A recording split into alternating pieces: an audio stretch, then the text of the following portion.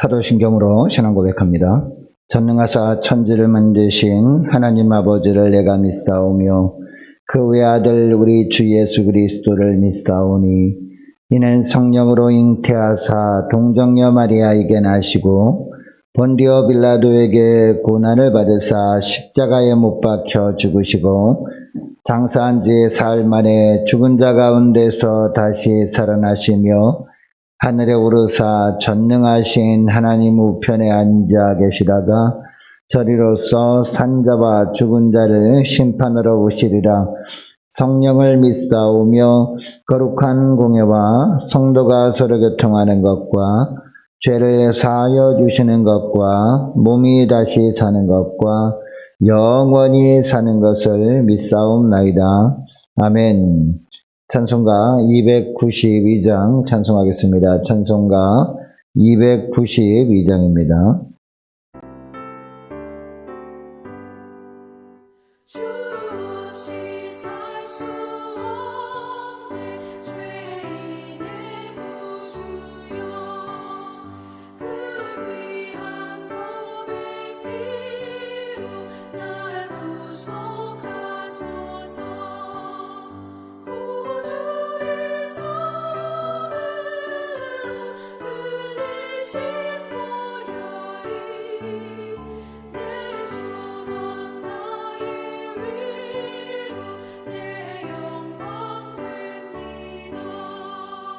주 없이 살 수 없네 나 혼자 못 서리 힘없고 부족하며 지혜도 없도다 내 주는 나의 생명 또 나의 힘이라 주님을 의지하여 지혜를 얻으리 주 없이 살 수 없네 내 주는 하신다 내 영의 깊은 감동 마음의 소원을 주밖에 나의 마음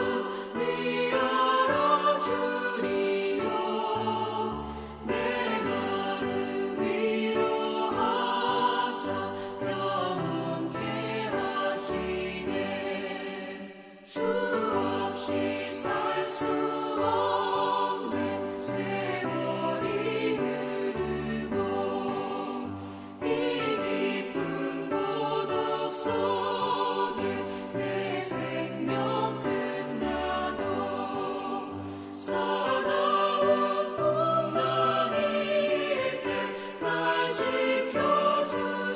지켜주시니 내 곁에 계신 주님 늘 힘이 됩니다.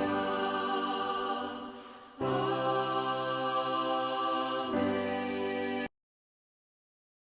하나님 아버지 감사합니다. 오늘도 또 새날을 저희들이 허락하시고 오늘도 주님과 동행함으로 말미암아 승리의 삶을 살 수 있도록 저희들의 심령을 다시 한번 깨워주심을 감사합니다.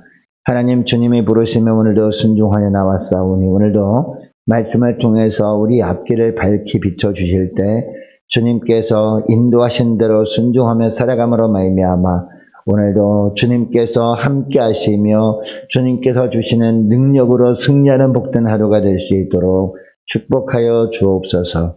감사드리오며 우리 주 예수 그리스도의 이름으로 기도드리옵나이다.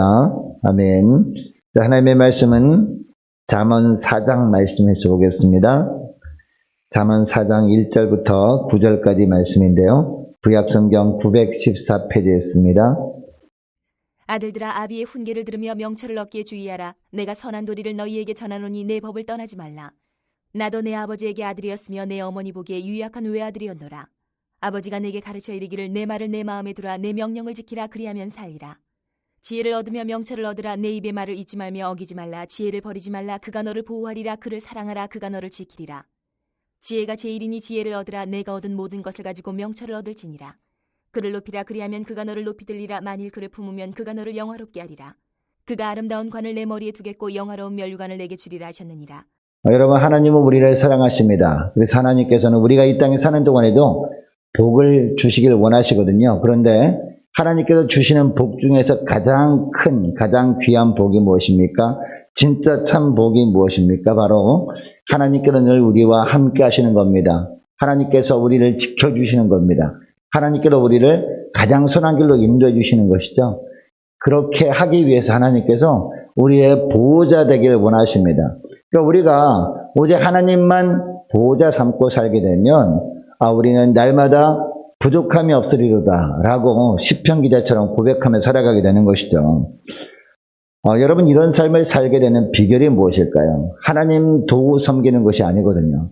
하나님 도우 섬기는 것을요, 하나님은 믿음으로 보지 않습니다. 그런 것을 불신앙으로 보셔요. 하나님만 섬기는 것, 이것이 바로 이처럼 우리 하나님이 주시는 진짜 복을 누리며 살게 되는 비결인 줄 믿습니다.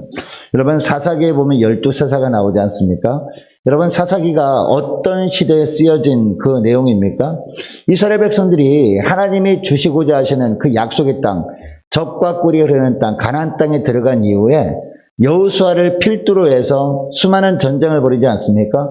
이 전쟁을 벌인 다음에 다 정복했잖아요. 이 정복한 다음 이야기가 바로 사사기입니다. 근데 여러분, 이 여호수아를 통해서 여호수아가 군대 장관이 되어서 수많은 전쟁을 이스라엘 백성들이 치르는데 다 정복했는데 험한 골짜기 안에는요, 아직도 이 가나안 7족 속전이 남아 있었거든요. 여러분이 남아있는 이 적들을 남겨놓으신 이유가 뭘까요?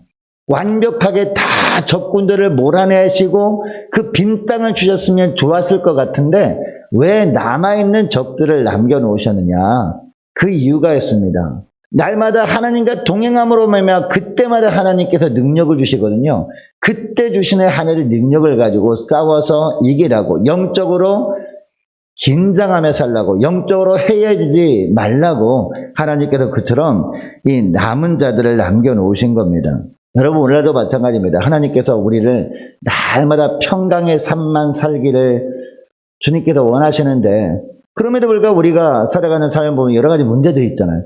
그 문제들과 우리가 치열하게 싸워야 되는 이유가 뭡니까? 하나님께서 우리에게도 똑같은 말씀하신 겁니다. 영적으로 해야지지 말라. 날마다 하나님만 섬김으로 말미암아 그때마다 부어주시는 하늘의 능력을 가지고 영적으로 싸워서 날마다 승리의 경험을 하며 살라 라는 의미에서 이처럼 남겨놓으신 것이 있다는 겁니다. 여러분, 사사기 후반부에 보면은요, 사사기 후반부에 보면 맨 마지막 사사가 삼손이거든요. 이 삼손 시대 지나고 난 다음에 계속해서 반복되는 구절이 나와요.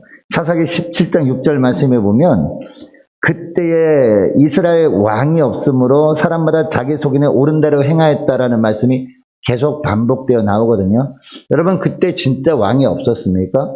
이스라엘 백성들에게 하나님이 진짜 왕이셨잖아요. 하나님이 왕이셔가지고 필요할 때마다 사사를 세우셔가지고 이 사사를 이 지도자로 세우셔서 이스라엘 백성을 이끌었거든요. 그래서 적들이 쳐들어올 때마다 싸워서 승리하게 하신, 그것이 바로 사사기 기록 아니겠습니까? 자, 그럼에도 불구하고 이 사람마다 이 자기 소견에 옳은 대로 행하였다. 그때 이스라엘 왕이 없었다. 이렇게 말씀하는 이유가 뭘까요? 하나님이, 눈에 보이지 않는 하나님의 자기들이 왕인 것을 가지고 만족하지 못한 거예요. 이웃나라 백성들이 인간 왕을 세운 것을 부러워한 겁니다. 그래서 자기들도 하나님 말고, 눈에 보이지 않는 하나님 말고 인간 왕이 세워졌으면 좋겠다라는 마음이 있었던 겁니다. 그때부터 각자 자기 속인에 오른 대로 행해버린 모습이 있었던 거죠.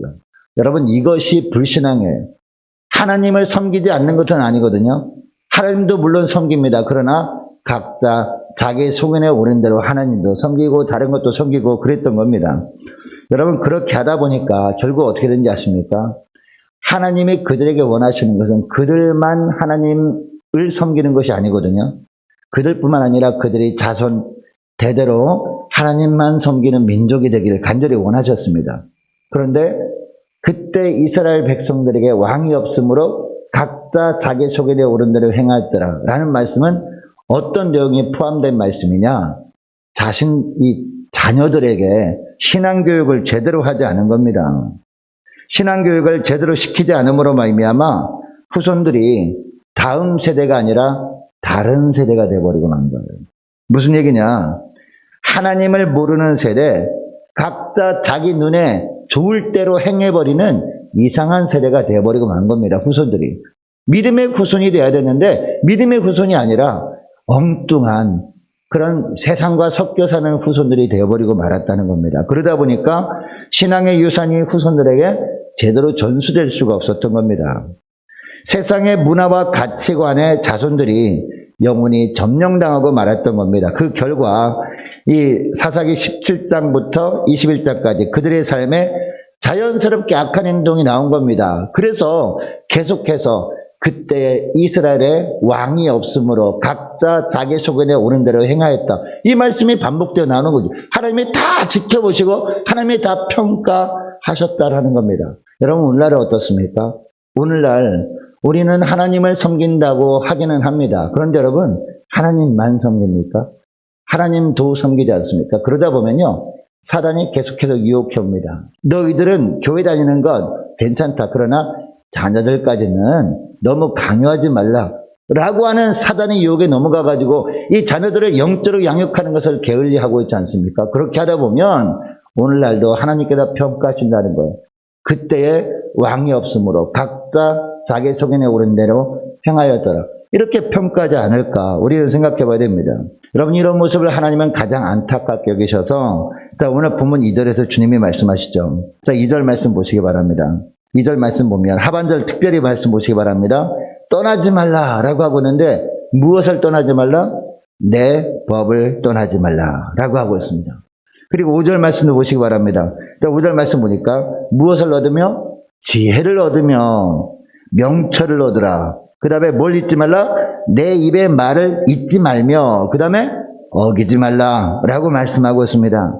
인생의 안전과 영적인 생명을 보장해 주시겠다는 겁니다. 그러니까 자신의 모든 것을 희생해서라도 이 하나님의 지혜 뭡니까? 바로 말씀을 떠나지 말라. 이렇게 함으로 말미암아 하나님도 섬기는 삶을 살지 말고 하나님만 섬기는 삶을 살아감으로 말미암아 참 복을 누리라. 하나님이 주시는 진짜 복을 누려야지 엉뚱한 복을 추구하지 말라라고 말씀하고 있다는 겁니다. 여러분 마태복음 13장 44절부터 보면요. 밭에 감추인 보화 비유가 나옵니다. 이 비유에서 어떤 사람이 밭에 감추인 보화를 발견했어요. 발견한 다음에 어떻게 합니까? 집에 돌아간 다음에 모든 것을 팔아서 그 밭을 샀느니라. 이런 말씀을 우리 예수님이 비유로 하신단 말이죠. 여러분 여기에 밭에 감추인 보화가 뭐라고 예수님이 말씀하십니까? 바로 천국이라고 말씀하시는데 이 천국을 다른 말로 하면 예수님 자신 아닙니까? 그리고 우리 예수님 자신을 말씀하시는데 그 말씀의 진짜 의미가 뭡니까? 요한복음 1장에 보면 예수님을 말씀이라고 하잖아요.